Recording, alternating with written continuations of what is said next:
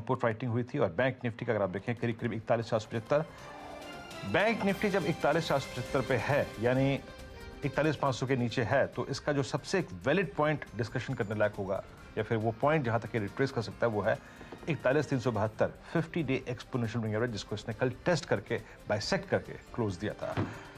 Okay, आशीष बहती जी, आपकी अब तक की इंडेक्सेस की रेटिंग क्या कहती है? कैसे अप्रोच करेंगे रेस्ट ऑफ द डे को, इस एक्सपायरी डे को आप?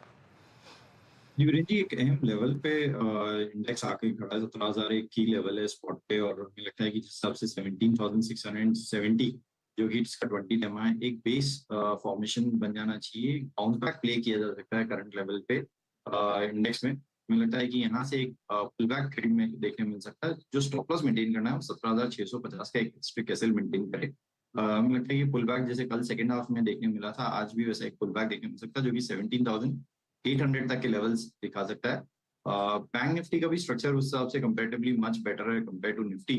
तो बैंक निफ्टी में भी थोड़ा सा पुल बैक थोड़ा नीचे अगर मिले तो ज्यादा बेटर है। 14,350 के करीब अगर बैंक निफ्टी मिलता है तो वहां जरूर एक पुल बैक के लिए ट्रेड अटेम्प्ट किया जा सकता है। 41,200 का एक स्ट्रिक्ट एसएल मेंटेन करे। मुझे लगता है कि इसमें भी 41,800 तक के लेवल्स देखने मिल सकते हैं।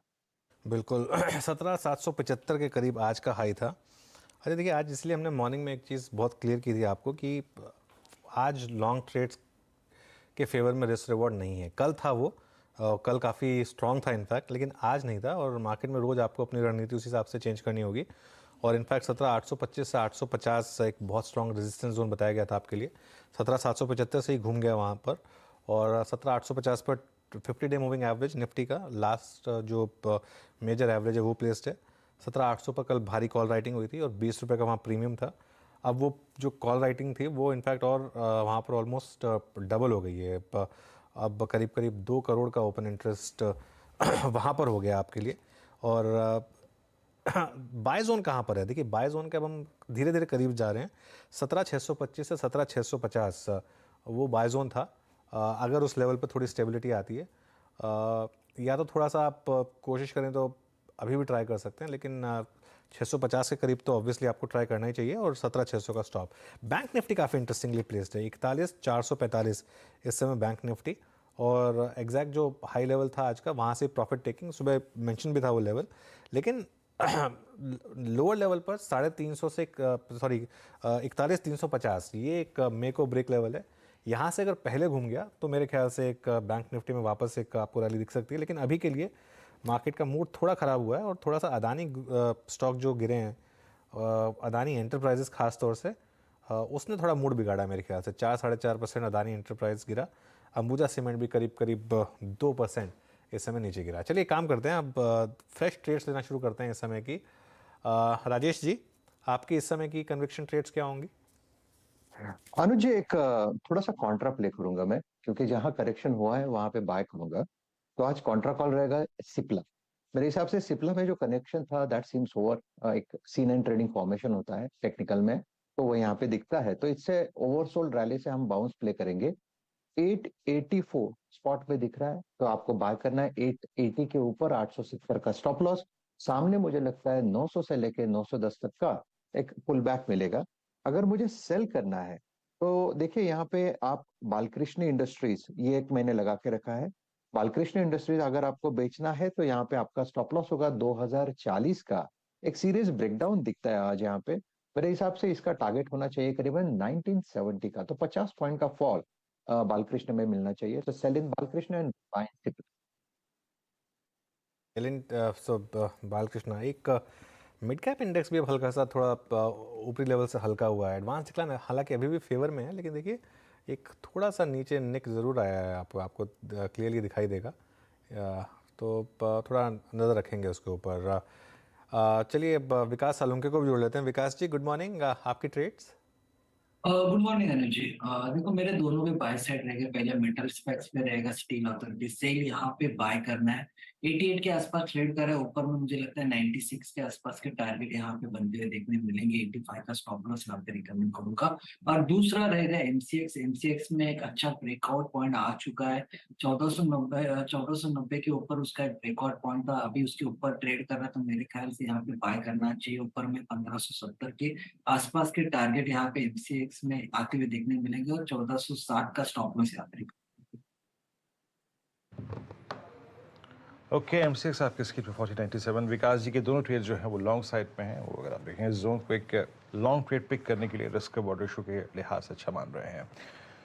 आशीष भाईती जी, इंडस्ट्रीज पे आपका व्यू तो मैंने सुन लिया, आप स्टॉक स्पेसिफिक क्या रुझान रखते हैं? आपके दो ट्रेड्स क्या होंगे? पहला जो ट्रेड रहेगा वो LTIM पे बाय कॉल रहेगा। मिड कैप आईटी में एक अच्छा स्ट्रेंथ देखने मिल रहा है और जिस हिसाब से LTIM एक मिड कैप आईटी नहीं रहा बट फिर भी एक अच्छा स्ट्रेंथ यहाँ पे भी देखने मिल रहा है। तो 4750 का स्टॉप लॉस लगाकर खरीदारी की सलाह रहेगी। हमें लगता है कि LTIM में 4900 तक लेवल देखने मिल सकते हैं। जो सेकंड कॉल रहेगा वो PVR में एक सेल कॉल रहेगा। एक फ्रेश क्रैकडाउन देखने मिल रहा है इसमें और 1570 का एक स्टॉप लॉस लगाकर इसमें बिकवाली की सलाह है और टारगेट ऑफ 1510 1510 के टारगेट। PVR सेल आपकी स्क्रीन पे 1550 डेलो की ट्रेजेक्टरी मार्केट ट्रेड करता हुआ। PVR में वो कमांड बनी नहीं पाई। अनुज, बड़ा इंटरेस्टिंग रहा। आई थिंक एक मूवी, अच्छा कलेक्शन, 1000 करोड़ रुपए का पठान का बिजनेस, बट वो स्टोरी नहीं बन पा रही PVR में। हाँ एग्जैक्टली, आई थिंक पता नहीं मार्केट को ये लग रहा है कि शायद पठान एक जैसे कहते हैं एक्सेप्शन था और बाकी इतना शायद मूव बनेगा नहीं। प्लस ऑलरेडी पहले भी काफ़ी रैली हुई थी इनमें, लेकिन ये मैं सहमत हूँ आपकी इस बात से, क्योंकि इस पीरियड में काफ़ी अंडर परफॉर्म किया है PVR ने। और मुझे लग रहा है तो मार्केट वेट कर रहा था वो PVR आइनॉक्स का मर्जर जिस दिन ऑफिशियल हुआ उसके बाद से दोनों स्टॉक्स में एक डिक्लाइन आई है। लेकिन हाँ, इतनी ज़बरदस्त ब्लॉकबस्टर के बाद इस तरीके का स्टॉक मूव, कुछ तो है यहाँ पर, मतलब कुछ तो गड़बड़ है। कुछ तो गड़बड़ है। चलिए इसी गड़बड़ को और इसी अगर आप देखें दुविधा को सुलझाने के लिए, आगे की राह दिखाने के लिए हमारे साथ एक खास मेहमान है Nilesh Shah, MD & CEO Kotak AMC के। नीलेश भाई नमस्कार, कार्यक्रम में स्वागत है। देर से ही जुड़े, लेकिन जुड़े तो सही कम से कम। आप पहले तो आपको और आपके परिवार को होली की शुभकामनाएं। कैसी रही होली सर? और इस होली से अगली होली कुछ मार्गदर्शन करिए, क्या करना चाहिए?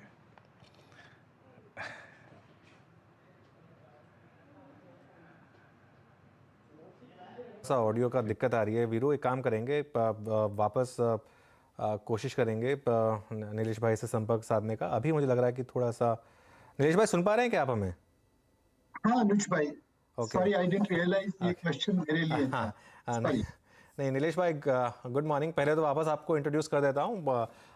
हमारे साथ अब इस समय obviously Kotak Mahindra mutual fund के CEO और मार्केट के बहुत जाने पहचाने नाम नीलेश शाह जुड़ गए हैं। और नीलेश जी के साथ एक चीज़ मैं कहूँगा, हालांकि फंड मैनेजर्स के बारे में कहा जाता है कि हमेशा बुलिश रहिए, लेकिन नीलेश भाई हमेशा रियलिस्ट रहते हैं, ना तो बहुत ज़्यादा ऑप्टिमिस्ट ना बहुत ज़्यादा पेसिमिस्ट, हमेशा एक रियलिस्टिक रहते हैं।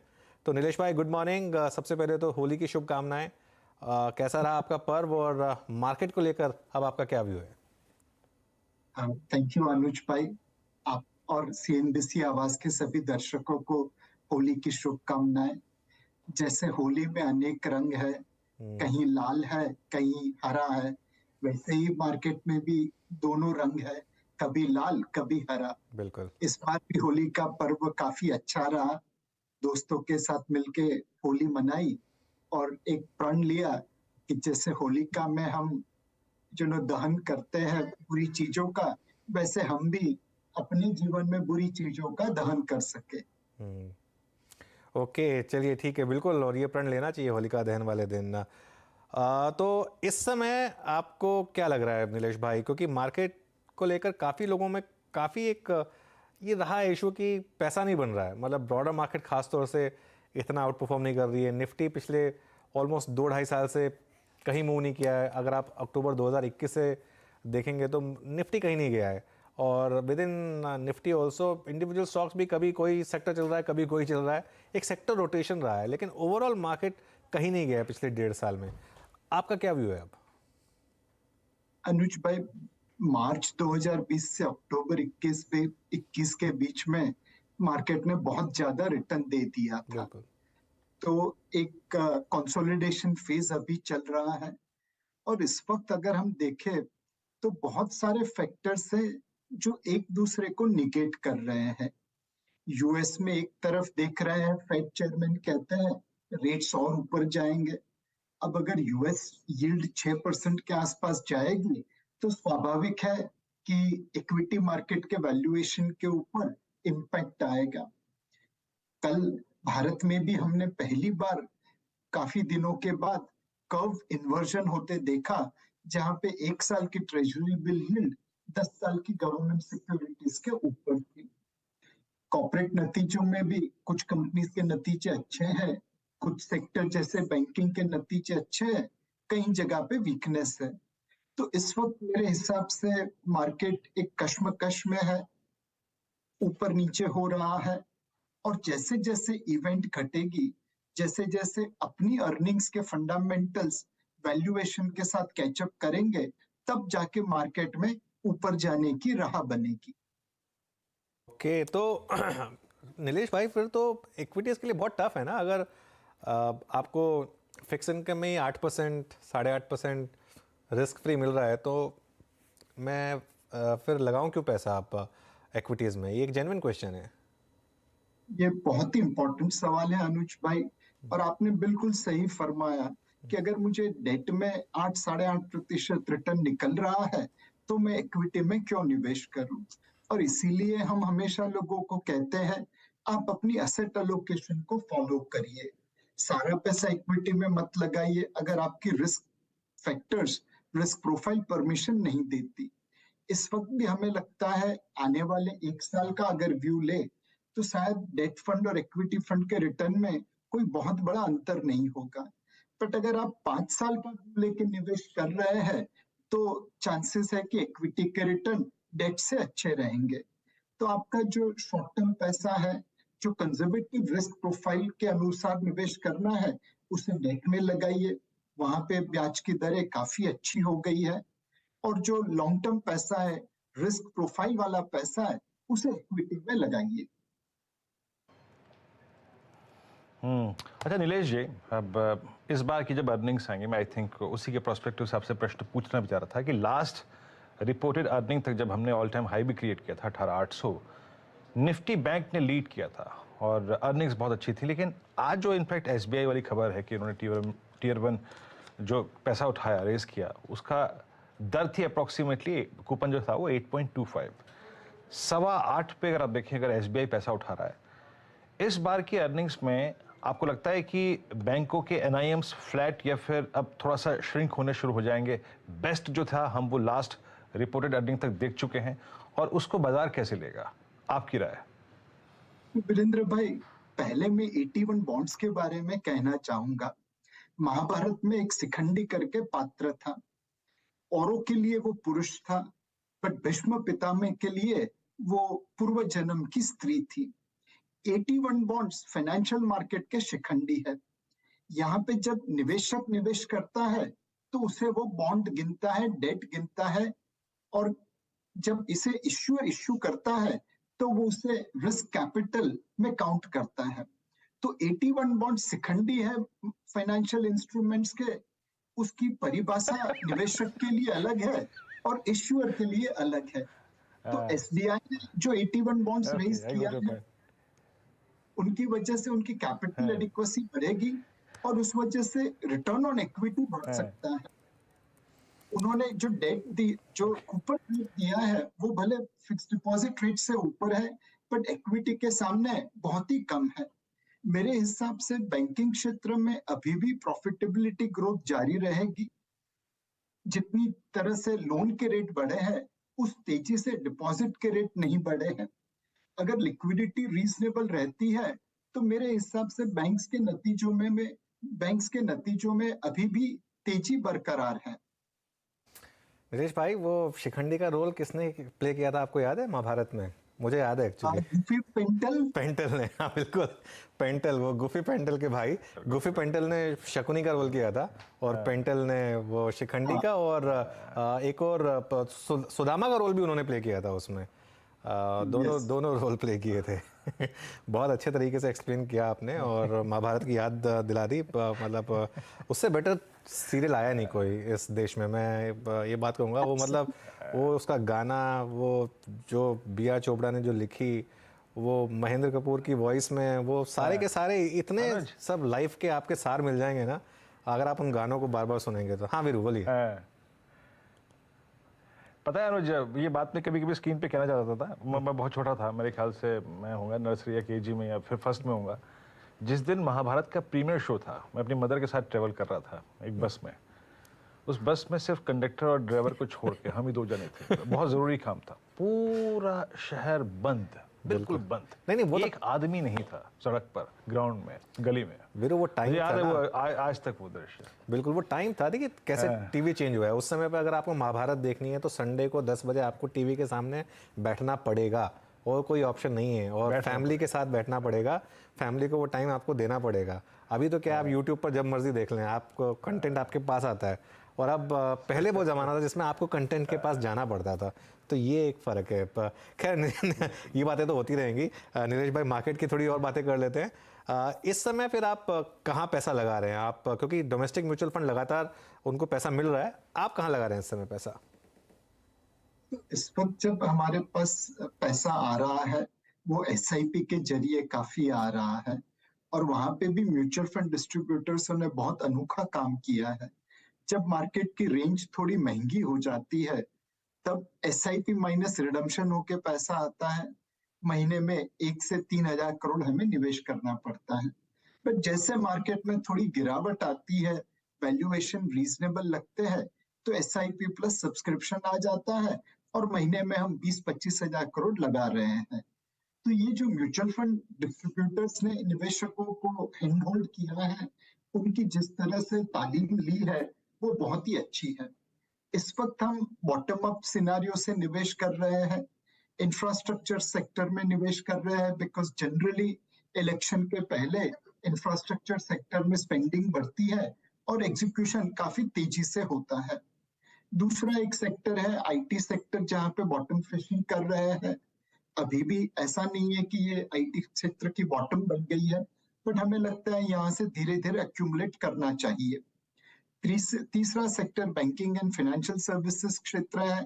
वहां पे काफी अच्छा परफॉर्मेंस आ चुका है, पर अभी भी कुछ अपॉर्चुनिटीज है जहां पे लगता है आप निवेश करके मार्केट से ज्यादा परफॉर्मेंस ले पाएंगे। यह एक डिसिप्लिन निवेश का समय है। आप अपने दाम पे, अपने वैल्यूएशन पे खड़े रहिए, मार्केट अपनी वॉलेटिलिटी में वहां पे आके देके जाएगा। अच्छा नीलेश जी, यहाँ पर अनुज और मैं एक दो ग्रुप ऑफ स्टॉक्स है उसके बारे में रोज बात करते हैं। बाजार उसमें इस बार इंटरेस्ट क्यों नहीं दिखा रहा है? There are some commodity users like Asian Paints, Berger Paints, Kansai Nerolac, Pidilite. इस बार का डिप बहुत सब्सटेंशियल है, बट क्रूड जब 82 की ट्रेजेक्टरी में है और क्रूड की डायनामिक्स को देखते हुए, डिमांड सिनेरियो को देखते हुए, आपका एग्जैक्टली इस स्पेस पर और इसके डिप पर टेक क्या है? सो मेरे हिसाब से पेंट इंडस्ट्री में पहले एक ओलिगोपोली थी। 3 प्लेयर के बीच में इंडस्ट्री डिवाइडेड थी और सब अपने अपने तरीके से काम कर रहे हैं। अब वहां पे कंपटीशन आ रही है। एक बहुत बड़े सीमेंट मैन्युफैक्चरर ने उसमें एंट्री ली है, एक स्टील मैन्युफैक्चरिंग कॉन्ग्लोमरेट भी उसमें निवेश कर रहा है। तो 3 प्लेयर से बढ़ के ये 5 या 6 प्लेयर की मार्केट बन जाएगी। जब कंपटीशन आती है, हमने टेलीकॉम क्षेत्र में देखा कि प्रॉफिटेबिलिटी के ऊपर शेयर के दाम पे क्या इम्पैक्ट आती है।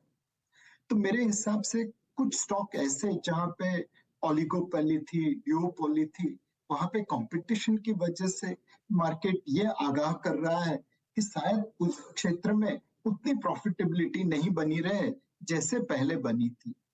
मेरे हिसाब से जब तक ये आशंका क्लियर नहीं हो जाती कि कंपटीशन की वजह से इंडस्ट्री के मार्जिन्स के ऊपर, प्रॉफिटेबिलिटी के ऊपर क्या इम्पैक्ट आएगी, तब तक इन क्षेत्र के शेयर्स थोड़े डामाडोल रहेंगे। ठीक है। तो एक बार जरा मार्केट का रुख करते हैं। 73 पॉइंट नीचे निफ्टी, अभी भी 74 पॉइंट नीचे, तो थोड़ा सा यहाँ पर एक इम्पैक्ट है। नीलेश भाई, एक इंडियन आईटी को लेकर अब आपका क्या व्यू है? क्योंकि पिछले पूरे साल हमने बेयर मार्केट देखी। इस साल के शुरू में हमने देखा काफ़ी रिकवरी आई, लेकिन अभी वापस थोड़ा सा एक यूएस फेड का इंटरेस्ट रेट का माहौल या फिर रिसेशन के फियर्स फिर से एक बार उभरने लगे। इस समय आपका क्या व्यू होगा आईटी स्टॉक्स पर? तो मेरे हिसाब से अनुज भाई, ये एक बॉटमिंग आउट प्रोसेस है इंडियन आईटी क्षेत्र में। 1.5 साल पहले वहां पे शायद ग्रोथ की बहुत ज्यादा उम्मीद थी, small and mid cap IT companies, चूंकि वो बहुत तेजी से ग्रो हो रही थी, उनके पी रेशो, उनके वैल्यूएशन लार्ज कैप आईटी से बढ़ गए थे। कुछ हद तक हमने अनुज भाई ये भी देखा, आईटी क्षेत्र में सैलरीज एंड वेजेस प्रेशर काफी बढ़ गया था। लोग दो तीन तीन आईटी कंपनी में काम कर रहे थे, आप एक आदमी को अपॉइंटमेंट लेटर दो, वो ज्वाइन नहीं होता था। तो ऐसी बहुत सारे प्रेशर आ गए थे आईटी क्षेत्र में ऊपर, जिसकी वजह से उनके मार्जिन पे इम्पैक्ट आ गई थी। अब धीरे धीरे लगता है कि एक प्राइस में करेक्शन की वजह से ग्रोथ एक्सपेक्टेशंस नीचे आ गई है। हमारे हिसाब से आईटी सेक्टर की कंपनीज इस ग्रोथ एक्सपेक्टेशंस को मीट कर पाएगी। दूसरा, मार्जिन प्रेशर भी थोड़ा कम हुआ है। सैलरीज एंड वेजेस के ऊपर जो प्रेशर था वो अब काफी हद तक कम हो चुका है। तीसरी चीज है कि नास्डैक में भी करेक्शन आने के बाद आईटी क्षेत्र की कंपनीज वहां पे बॉटमिंग आउट प्रोसेस कर रही है। यूएस फेड ब्याज बढ़ा रही है और उस वजह से रिसेशन की थोड़ी अनसर्टेनिटी बढ़ी है। उस वजह से प्रोबेबली आईटी क्षेत्र के शेयर्स में थोड़ी गिरावट रहेगी, बट हमारे हिसाब से ये एक समय है, आप अपने दाम पे, अपने वैल्यूएशन पे लार्ज कैप आईटी कंपनीज में निवेश कर सकते हैं। ओके, ये लार्ज कैप आईटी पे आपका टेक था। अच्छा नीलेश जी, मैं जस्ट एक एग्जांपल कोट कर रहा हूँ, NTPC I mean decade high पे ट्रेड कर रहा है, पावर की डिमांड आपको एग्जैक्टली मालूम ही है। अभी specially I mean closer to March, I mean इस महीने में या फिर अगले 7-8 महीने के प्रोस्पेक्टिव से, 3-4 क्वार्टर के प्रोस्पेक्टिव से आपका पावर स्टॉक्स पे व्यू क्या है? NTPC, Tata power, Torrent power, कैसे अप्रोच करना चाहिए पावर स्पेस को इस वक्त? तो एक पावर क्षेत्र में हमें ये देखना पड़ेगा कौन सी कंपनीज कमिटेड रेट्स के ऊपर सप्लाई कर रही है, जिसे पीपीए कहते हैं, और कौन सी कंपनी मर्चेंट पावर रेट पे सप्लाई कर रही है। जनरली गर्मी के मौसम में हमने देखा है कि जो मर्चेंट पावर रेट है, फ्री मार्केट रेट है, वो बहुत ऊपर चले जाते हैं। इस बार भी उम्मीद यही है कि पावर डिमांड काफी तेज रहेगी। ये कुछ ऐसा समय है जहां पे पावर की ग्रोथ, पावर की डिमांड ग्रोथ जीडीपी ग्रोथ से काफी आगे चल रही है। तो जिस कंपनीज में मर्चेंट पावर बेचने की क्षमता ज्यादा है, मेरे हिसाब से उस शेयर्स में अभी भी यहाँ से थोड़ी तेजी हो सकती है। ओके नीलेश भाई, एक न्यू एज स्टॉक्स ने इस साल काफ़ी अच्छा कारोबार किया काफ़ी, और एक चीज़ जो आपने भी नोटिस की होगी कि जितने भी न्यू एज स्टॉक्स हैं, अब इनमें जितनी ब्लॉक डील्स आती हैं, जितने भी प्रीवियस इन्वेस्टर्स हैं, अब वो निकल रहे हैं तो बड़े आराम से वो जो माल है वो पूरा मार्केट में एब्जॉर्ब हो जाता है। पहले नहीं होता था ये। क्या बदला है यहाँ पर, और क्या आप इन्वेस्ट कर रहे हैं इन स्टॉक्स में? तो अनुज भाई, न्यू एज कंपनीज में हम भी सीख रहे हैं। हमें भी इस क्षेत्र में उतना अनुभव नहीं है जितना लेट्स से पावर कंपनी में या आईटी कंपनी में है। सेकंड चीज, इसमें हम एक पोर्टफोलियो अप्रोच बना के चल रहे हैं। एक ही स्टॉक के ऊपर पैसा लगाने की जगह पे हम अलग अलग प्रकार की कंपनीज में निवेश कर रहे हैं। तीसरा, इसमें हम वॉलेटिलिटी के लिए तैयार हैं। जैसे हमें इस क्षेत्र में निवेश करने का बहुत ज्यादा अनुभव नहीं है, वैसे मार्केट में भी बहुत लोगों को इस क्षेत्र में निवेश करने का अनुभव नहीं होगा, और उस वजह से यहाँ पे नॉर्मल स्टॉक से ज्यादा वॉलेटिलिटी रहेगी। ऊपर भी ज्यादा जाएंगे, नीचे भी ज्यादा गिरेंगे। यहाँ पे कॉन्ट्रा ट्रेड करने की कोशिश कर रहे हैं। ऑब्वियसली पूरी बॉटम या पूरा टॉप कभी कैप्चर नहीं होता, बट जैसे जैसे स्टॉक्स गिरते हैं वहां पे हम धीरे धीरे लेने की कोशिश करते हैं। जैसे जैसे स्टॉक बढ़ते हैं वहां पे थोड़ा प्रॉफिट बुक करने की कोशिश करते हैं। मोर इम्पोर्टेंटली, इन कंपनीज की मैनेजमेंट को मिलके, उनकी बैलेंस शीट पढ़ के, उनके दूसरे कॉम्पिटिटर्स से बातें करके हम इनके बिजनेस मॉडल को समझने की कोशिश कर रहे हैं, अपने अनुभव को गहरा बनाने की कोशिश कर रहे हैं। ओके, चलिए नीलेश भाई, शुक्रिया जुड़ने के लिए आज हमारे साथ, और all the best, have a good day. तो चलिए, ये बात हुई नीलेश भाई से। एक बार जरा मार्केट का रुख करते हैं, और थोड़ी सी रिकवरी इस समय बैंक निफ्टी में क्लियरली देखिए। वो बैंक निफ्टी का एक टेक्सचर जो है वो बाय ऑन डिप्स का है, उसको रिस्पेक्ट करेगा वो, और लोअर लेवल्स डिफेंड कर रहा है। और जब तक 41,350 ना टूटे तब तक वो बाय ऑन डिप्स का ट्रेड इंटैक्ट रहेगा बैंक निफ्टी पर। और उसके अलावा मिड कैप इंडेक्स में अभी भी तेज़ी बरकरार है, एडवांस डिक्लाइन अभी भी काफ़ी स्ट्रांग है। एक्चुअली नीलेश जैन के पास चलते हैं, उनकी पिक्स रह गई हैं अभी। नीलेश जी गुड मॉर्निंग, आपकी स्टॉक पिक्स क्या होंगे इस समय की? वेरी गुड मॉर्निंग टू अनुज जी, वीरेंद्र जी, सभी को। देखिए दोनों खरीदारी के ही काउंटर है, खरीदारी पे ही फोकस है। सबसे पहले टाटा कम्युनिकेशन, इस पर्टिकुलर काउंटर में खरीदारी करने की सलाह होगी। काफी अच्छा बेस फॉर्मेशन हुआ है, ट्रिपल बॉटम जिसे हम कहते हैं वो यहाँ पे देखने को मिल रहा है। लगभग 1180 के लेवल के आसपास का बेस बना है और यहाँ से जो मोमेंटम है वो कैरी फॉरवर्ड होना चाहिए। ऊपरी स्तर पर इमीडिएट टारगेट होंगे 1260 के, उसके बाद 1300 तक की अपसाइड भी देखने को मिलेगी। तो 1260 इमीडिएट टारगेट को ध्यान में रखकर करंट लेवल पे खरीदारी करने की सलाह होगी। टाटा कम्युनिकेशन को 1210 का यहाँ पे स्टॉप लॉस रखना होगा। वहीं जो दूसरा स्टॉक हमें पसंद आ रहा है बैंकिंग स्पेस से है एक्सिस बैंक। देखिए बाजार में वॉलेटिलिटी के चलते विपरीत यहाँ पे एक आउट परफॉर्मेंस हमें देखने को मिला है। काउंटर स्ट्रेंथ दिखा रहा है। ऊपरी स्तरों पर 890 से 900 तक की अपसाइड हमें एक्सिस बैंक में देखने को मिल सकती है। 856 का यहाँ पे स्टॉप लॉस रखना होगा। ओके अच्छा नीलेश जी, अभी हम उनसे बात कर रहे हैं। नीलेश जी जो शिखंडी का उदाहरण देखे गए थे ना अनुज जी, मुझे कम से कम ये तो 4 मैसेज आ चुके हैं उस पर, व्हाट्सएप पे और ट्विटर पे भी उस पर का बहुत अच्छा रिस्पॉन्स आ रहा है। नीलेश जी की हमेशा से आदत रही है, आज से अगर आप देखें 1 दशक पहले भी जब मैं बात करता था ऐसे ही उदाहरण, सटीक उदाहरण देते थे। खैर नाइस वन, अच्छा अगर आप देखें उदाहरण पेश उन्होंने किया था। निफ्टी में की जो रिकवरी थी वो रिलायंस लिखे आया था। एक अपडेट मैं यहाँ देता हूँ। रिलायंस ने एग्जैक्टली कुछ देर पहले अपना 20 day exponential moving average hit किया था। एग्जैक्टली रिलायंस ने अपना 20 डे में हिट किया था 2380 के आसपास। तो ये थोड़ा सा अगर आप देखें, और एक और चीज़, निफ्टी भी मोर और लेस अपने अगर आप देखें 20 डे के आसपास आता हुआ। 20 डे एक्सपोनेंशियल मूविंग एवरेज जो है वो है 17662। तो ये दो चीज़ें एक साथ होती हुई, Reliance and both nifty closer to its 20 day exponential moving average. Ashish Baheti ji, जाते जाते कोई ट्रेड अगर व्यू में आ रहा हो, आई मीन जिस पे कोई कंसेंसस बना पाए हो आप, तो प्लीज बताइएगा। ओके मेरे ख्याल से विकास जी आप बताइए।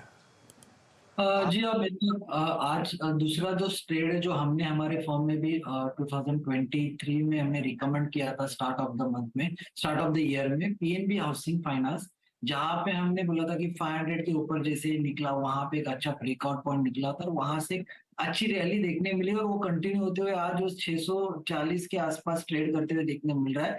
मुझे लगता है एक जो मोमेंटम है वो कैरी होते हुए देखने मिलेगा। ऊपर में 700 के टारगेट यहाँ पे वापस बनते हुए देखने मिलेंगे। अभी यहाँ पे जो सपोर्ट देखने मिलेगा वो 610 के आसपास। ओके चलिए एक काम करते हैं, फिर इस शो को यहीं विराम देते हैं और हमारे सभी गेस्ट का शुक्रिया जुड़ने के लिए हमारे साथ। वीरू और मुझे इजाज़त दीजिए और एक्सपायरी दिन के ट्रेड को आगे बढ़ाने के लिए नीरज जी जुड़ गए हमारे साथ। नीरज जी गुड मॉर्निंग, और टिपिकल एक्सपायरी डे मार्केट एक रेंज में। बिल्कुल, और मुझे तो बैंक निफ्टी ज़्यादा स्ट्रेंथ अभी बनाया हुआ है। स्ट्रेंथ है बिल्कुल, बैंक निफ्टी और मिड कैप दोनों में स्ट्रेंथ। मिड कैप तो ग्रीन में चल ही रहा है। हाँ। और बैंक निफ्टी भी मात्र 50 पॉइंट है, ठीक है, वो मुझे लगता कि करेगा। तो ये एक बहुत ही शानदार ट्रेड यहाँ बनते हुए दिख रहा है कि मार्केट रेजिलिएंट है और तमाम खबरों के बावजूद ऊपर की तरफ उसका रुझान बना हुआ है। तो चलो ऐसे मौके पर फिर आपके बहुत सारे सवाल होंगे, उनका जवाब दिया जाएगा ट्रेडर्स हॉटलाइन में। सुर्खियों के साथ शुरुआत करते हैं।